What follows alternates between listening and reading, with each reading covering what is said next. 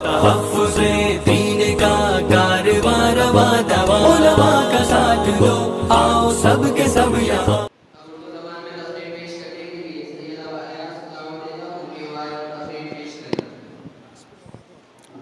نحمده ونصلي على رسوله الكريم اما بعد اعوذ بالله من الشيطان الرجيم بسم الله الرحمن الرحيم وقضى ربك الا تعبدوا الا اياه وبالوالدين احسانا۔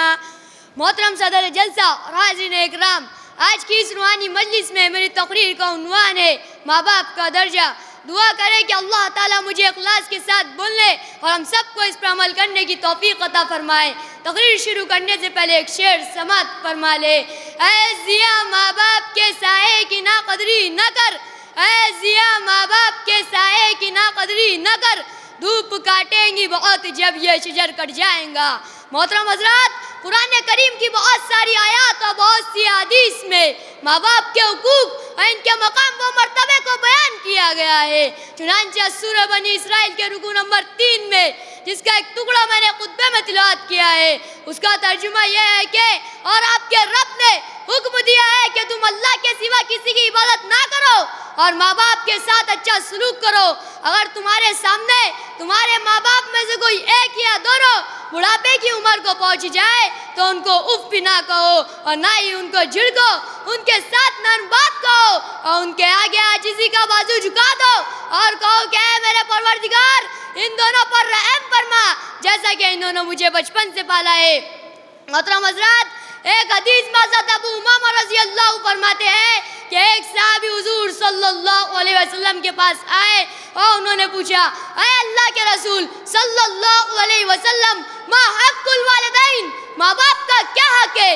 حضور صلی اللہ علیہ وسلم نے فرمایا، ہما جنتک و نارک، وہ دونوں تمہاری جنت بھی ہے اور تمہاری دوزخ بھی۔ مطلب یہ ہے اگر تم ان کی فرما برداری کرو گے تو جنت کے حقدار بن جاؤ گے، اور اگر ان کے ساتھ برا سلوک کرو گے دوزخ میں جلنا پڑے گا۔ ایک دوسری حدیث میں حضرت محمد صلی اللہ علیہ وسلم نے ماں باپ کے حقوق اور ان کے مقام و مرتبے کو کچھ اس طرح بیان کیا ہے کہ جو نیک اولاد اپنے ماں باپ کی طرف محبت کی نظر سے دیکھے، اللہ تعالیٰ اس کو ہر نظر کے بدلے ایک مقبول حج کے ثواب عطا فرماتے ہیں۔ صحابہ کرام رضی اللہ عنہم نے آپ صلی اللہ علیہ وسلم سے پوچھا، اگر وہ شخص دن میں 100 مرتبہ نظر ڈالے تو؟ حضور صلی اللہ علیہ وسلم نے فرمایا، ہاں، اللہ تعالیٰ کی عطا اور بخشش تمہاری سوچ سے بڑھ کر ہے۔ محترم حضرات، غور کرنے کا مقام ہے کہ ماں باپ کو محبت کی نظر سے دیکھنا کتنا بڑا ثواب ہے۔ اس لیے جو لوگ اپنے ماں باپ کی دل و جان سے خدمت کرتے ہیں اور وقت ان کے آرام و سکون کا خیال رکھتے ہیں، وہ اللہ کے نزدیک کتنا اونچے درجے کے مستحق ہوں گے ہم سوچ بھی نہیں سکتے۔ اس لیے ہر شخص پر فرض ہے کہ وہ اپنے ماں باپ کی دیکھ ریکھ کرے اور ان کو خوش رکھنے کی کوشش کرے، کیونکہ حضور صلی اللہ علیہ وسلم نے فرمایا، رضا الرب برضا الوالدین وسخط الرب بسخط الوالدین، یعنی اللہ کی رضامندی ماں باپ کی رضامندی میں ہے اور اللہ کی ناراضگی ماں باپ کی ناراضگی میں ہے۔ آخر میں دعا کرے کہ اللہ تعالیٰ ہم سب کو ماں باپ کی قدر و عزت کرنے والا بنائے۔ وما علینا الا البلاغ۔